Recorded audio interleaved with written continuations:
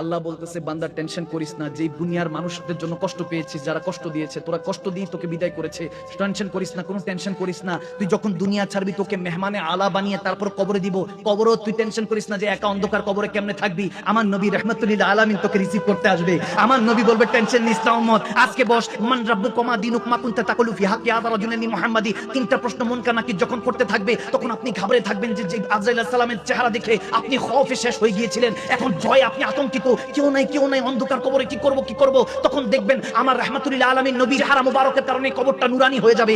যদি আজকের এই মাহফিল থেকে হেদায়েত নিয়ে উঠতে পারেন, নিজের সাথে নিজে ওয়াদা করে উঠতে পারেন যে আজকে আল্লাহর রাসূলের পথে, আমার মালিক ও মুখতারের পথে, আমার নবীর পথে, আল্লাহর পথে চলবো, যদি ইরাদা করে বসতে পারেন, আল্লাহর ইজ্জতের কসম করে বলে দিয়ে যাচ্ছি আমি মাকদুম শাহ মাদানী, যেই আল্লাহর কবজায় আমার রূহ আছে, যিনি এই মুহূর্তে চাইলে আজরাইল আলাইহিস সালামকে পাঠিয়ে আমার রূহকে কবজ করতে পারেন, সেই রব্বে কারীমের ইজ্জতের কসম করে দিয়ে বলে যাচ্ছি যখন কবরে যাবেন আপনি মুনকার নাকিরের প্রশ্নে ভয় পাবেন, কেউ একজন বলে দিবে টেনশন নিস না উম্মত, টেনশন নিস না, বল রব্বি আল্লাহ, তখন আপনি বলবেন হ্যাঁ হ্যাঁ রব্বি আল্লাহ। তারপর দ্বিতীয় প্রশ্ন করবে মা দিনুকা, তোর দিন কি ছিল, পাশে থেকে একজন শিখিয়ে দিবে দিন আল ইসলাম, বল, তখন বলবেন হ্যাঁ হ্যাঁ দিন আল ইসলাম। তখন টেনশন আস্তে আস্তে হালকা হয়ে গিয়েছে, আপনি তখন প্রশান্তি সাগরের মধ্যে ভাসতেছেন যে কে জানি আমাকে বাঁচাচ্ছে, কে জানি আজকে বাঁচাচ্ছে, কার প্রেমে জানি একদিন মাহফিলে বসে ইয়া রাসূলুল্লাহ বলেছিলাম, ইয়া হাবিবাল্লাহ বলেছিলাম।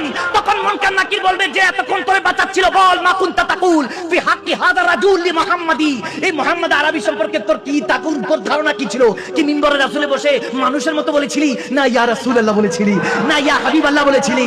যখন বলবেন না না আমি ইয়া রাসূলুল্লাহ বলেছি, আমার নবী মুনকার নাকিরকে থামিয়ে বলবে মুনকার নাকির, সে কি উত্তর দিবে আমি তার কি লাগি?